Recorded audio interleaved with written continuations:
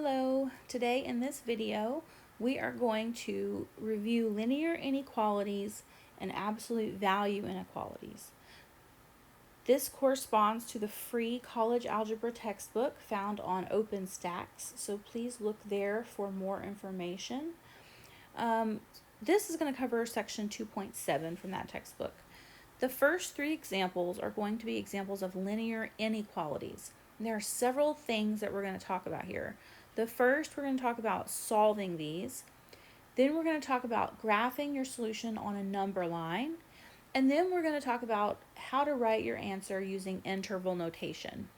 So it's very important that you know how to do all three of these pieces and you know how to connect them together. So let's start by solving. So number one, solve the inequality.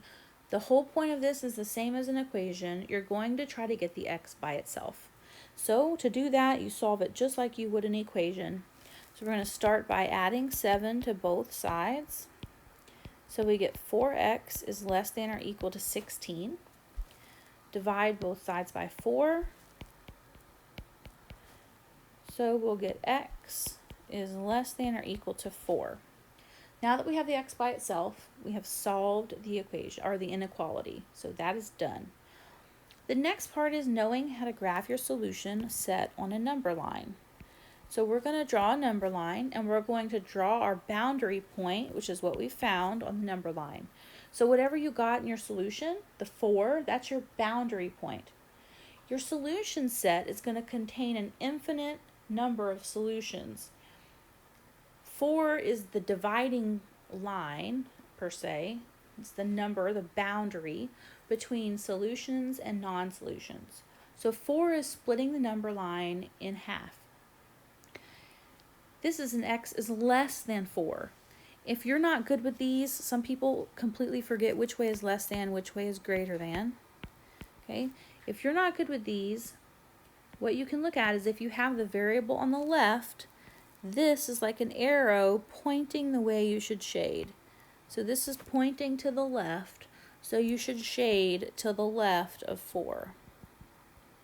So everything to the left of 4 is a solution, because those are the numbers that are less than 4. Remember, as you go to the left, the numbers get smaller. So less than 4 is to the left.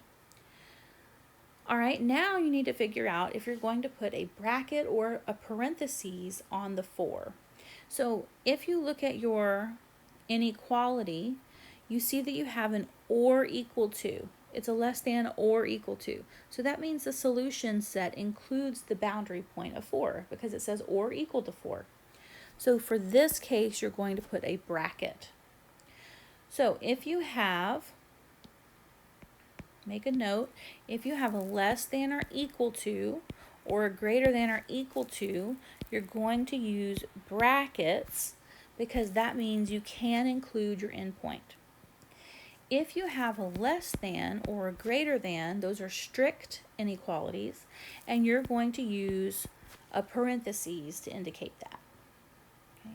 This corresponds to, some books use open circles and closed circles. So the one with the equal sign under it is going to be a closed circle, and the one without the equal sign under it, the strict inequality, would be an open circle. So those all correspond together. All right, and then the last step is to write your solution set in interval notation. So you're going to just take what's on the graph and you're going to tell the starting point and the end point.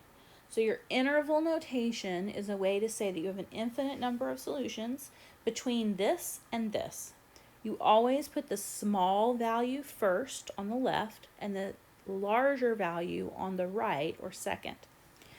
So your green goes from left to right. It goes all the way to the arrow and it keeps going. So that's negative infinity. Infinity and negative infinity always get a parentheses because you can't actually reach it, right? If you go to, say I'm going to go to infinity, I could add one more, right? So you never actually reach infinity. So it always gets a parentheses, no bracket. So that's your lowest value. And your highest value, it goes all the way to the right to 4, and 4 gets a bracket. So you can use mixed symbols, right? You have to use the symbol that's appropriate for that endpoint. So negative infinity the parentheses is appropriate. But on 4, the bracket is appropriate because you actually can include and get to 4. So that is my interval notation. Remember, that means my solutions are all the numbers between negative infinity and 4. Okay, so let's look at number 2. Number 2, this one is going to freak some people out because of the fractions, but you need to just calm down. We're going to get rid of the fractions and then everything is going to be fine. So here the key is to get rid of the fractions first. That's what I would suggest. So look at all of your denominators and find the least common denominator if you look at all of them. So my denominators are 2, 4, and 5. So my least common denominator has to be a number that's evenly divisible by all of those numbers. So let's see, 20, right? 20 is evenly divisible by 2, 4, and 5. So the least common denominator is 20. So what you're going to do is you're going to multiply each term or each piece, right, by the 20.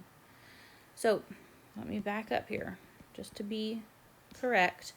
What you're really doing is multiplying each side by 20, right? Because it's an inequality. If you do the same thing to both sides, just like an equation, you can keep it balanced.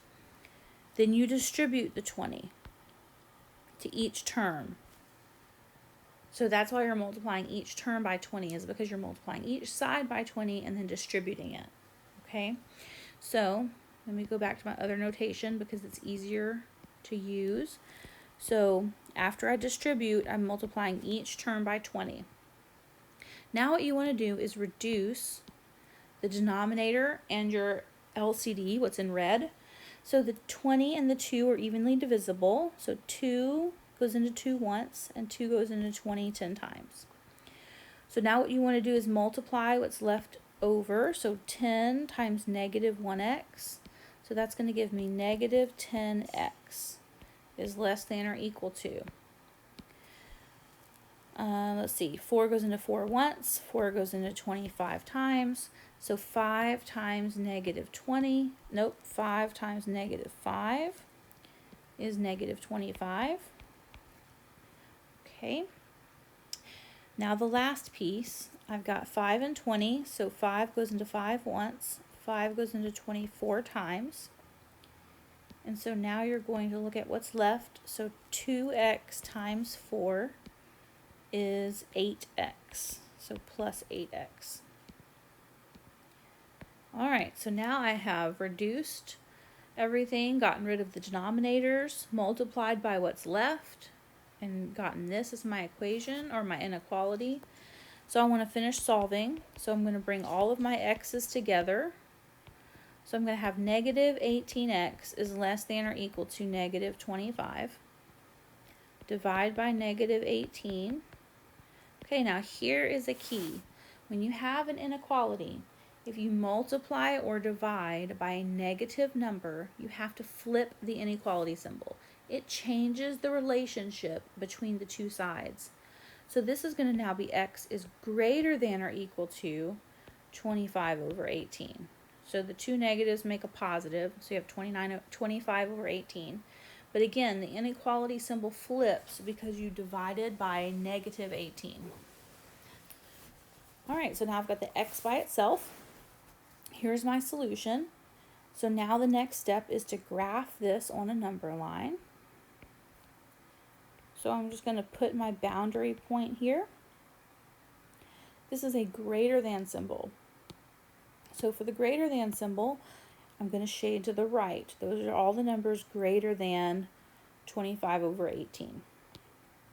Since it has the equal to sign underneath, I'm going to make it a bracket. And now I can write my answer in interval notation. So the first number, or the lowest number, or the leftmost number, however you want to think of it, is 25 over 18, and it has a bracket. The rightmost number, or the greater value, the greatest value in this set, is, it goes on forever, so infinity. Remember, infinity always gets a parentheses. And so that's my interval notation. All right, let's look at number 3. So number 3, I'm going to solve this like I would an equation. So distribute what's outside of the parentheses. We will get negative 6x minus 3 is greater than negative 2x minus 8. So I'm going to bring the x values to the left. So I will have negative 4x minus 3 is greater than negative 8. Add 3 to both sides. So we have negative 4x is greater than negative 5. Divide by negative 4. So x, and then we have 5/4. What is going to be the inequality symbol? Remember that it's going to flip because I divided by a negative 4. So x is less than 5/4.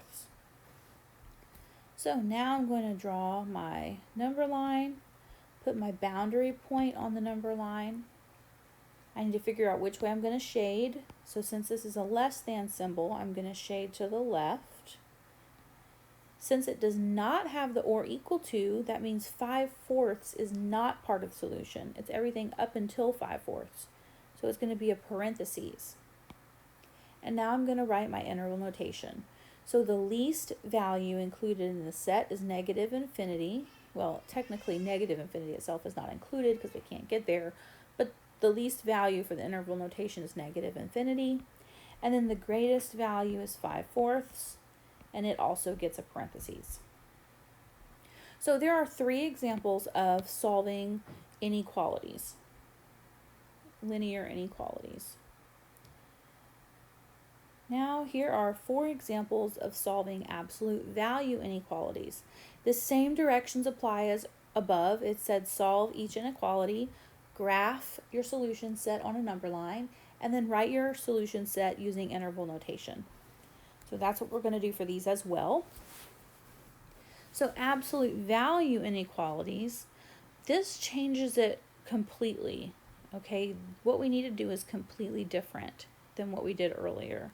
So let's talk about why. I'm just going to use some blank space here. Let me talk about something more simple. So if I have the absolute value of x is less than 2. Remember, the absolute value is the distance from 0. So this is saying, the distance from 0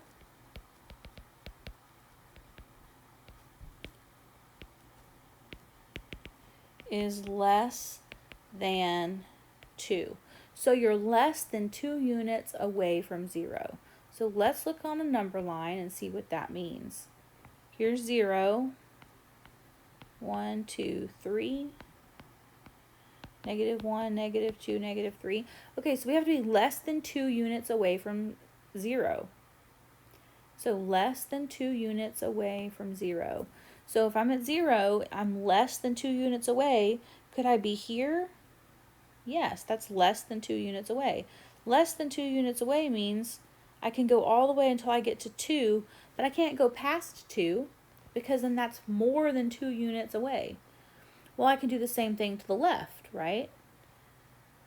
To the left, correct? So if I go to the left, I can go 2 units away. That goes to negative 2. But I can't go past that because I'm more than 2 units away. So I'm trapped between negative 2 and 2, right? In order to be less than 2 units away from 0, I have to be trapped between the negative 2 and the 2. So what that means is anytime I have a less than symbol, I'm going to be trapped around the 0. So another way to write this is like a sandwich or the trap. You can write it as negative 2 is less than x is less than 2. You're going to write it like a sandwich, okay? So you're going to write it like this. The absolute value of x comes down in the middle as just x. And then you're going to trap it between the positive and the negative value because that's exactly what's happening on the number line. Now let's contrast that with absolute value of x is greater than 2. So let's see how that differs. This is saying the distance from 0 is greater than 2. So you're more than 2 units away from 0. You're more than 2 units away from 0. 1, 2, 3. Negative 1, negative 2, negative 3. Okay, so let's see where that's okay. If I'm more than 2 units away, can I be here? No, because that's only 1.5 units away. So I have to be more than 2 units. That's more than 2, be further out than 2. Same on the left-hand side. More than 2 units away would eliminate all of the stuff within 2 units. So it's the outside part. So this is almost exactly the opposite of the previous one, right? It's everything that's away from 0, right? So it's like repelling it. So the way to write this, if it's a greater than, is you're going to write 2 separate equations. It's almost like branching out from the absolute value equations if you watched my video from 2.6. So in this case, you're going to have x is less than a negative 2. So notice you switched the inequality symbol. So it went from a greater than to a less than. And you changed the sign. So when you flip the inequality, you change the sign. You do that in one step. Your other equation is going to correspond to the right-hand side, and that's going to be x is greater than 2. It looks exactly the same as the original inequality without the absolute value symbol. So for this case, the greater than symbol, you're going to have 2 inequalities with an OR.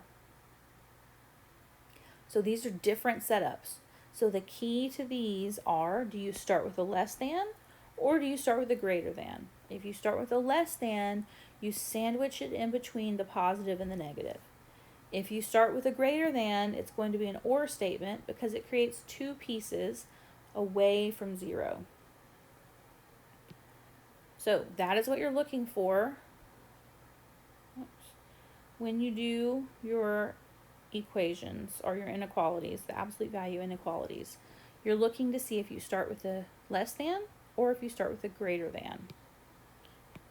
So for number 4, remember that you want to get the absolute value by itself on one side.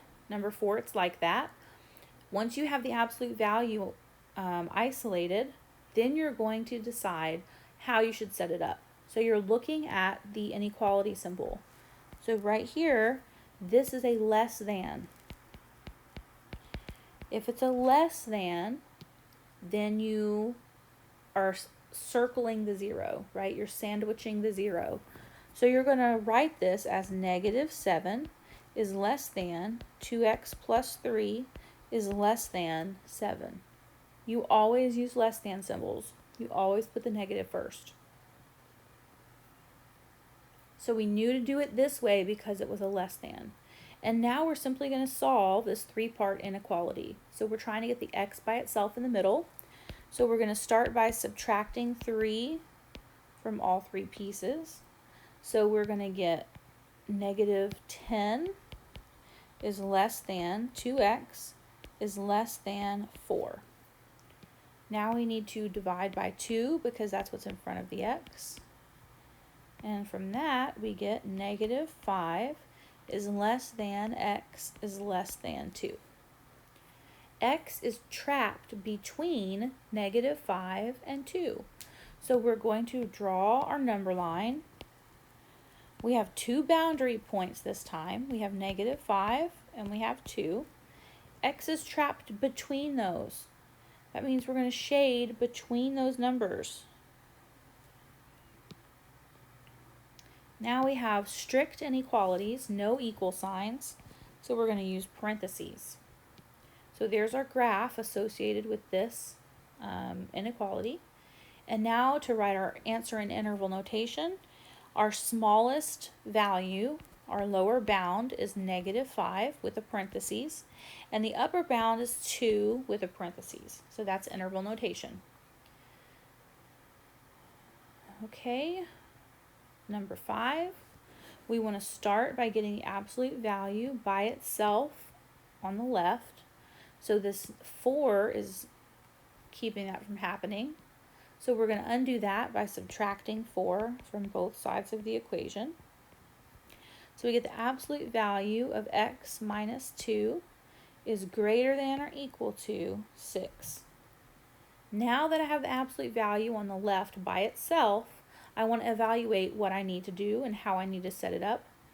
So I notice that this is a greater than symbol. Remember that that is what you're looking for to figure out how to set this up. So since it's a greater than symbol, you're going to branch this off into two inequalities. You're going to have x minus 2 is less than or equal to negative 6. So remember the first one, you flip the inequality and change the sign. And then the second one, you leave exactly as it is. So x minus 2 is greater than or equal to 6. Now you're going to solve both of these. So add 2 to both sides. So you get x is less than or equal to negative 4. Add 2 to both sides here as well. So you get x is greater than or equal to 8.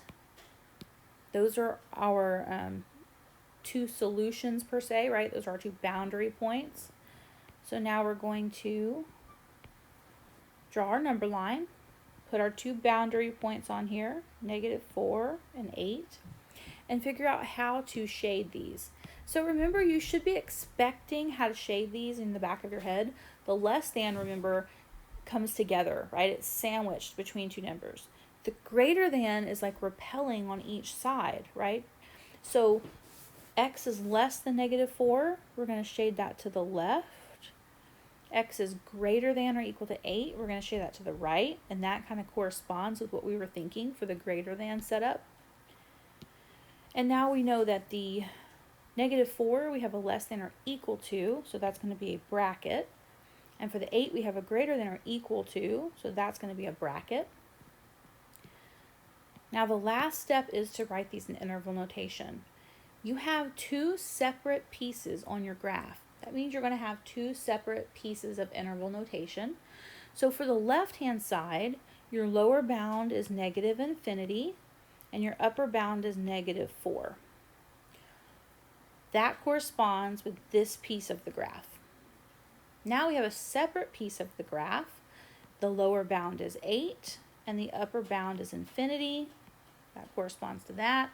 And what you do when you have separate pieces of the graph is you write each interval notation separate, and you just put a U, like a union. It's kind of like a plus in a way. It's like both of these sets are solutions. The numbers in both of these sets are solutions. So that would be your solution set using interval notation.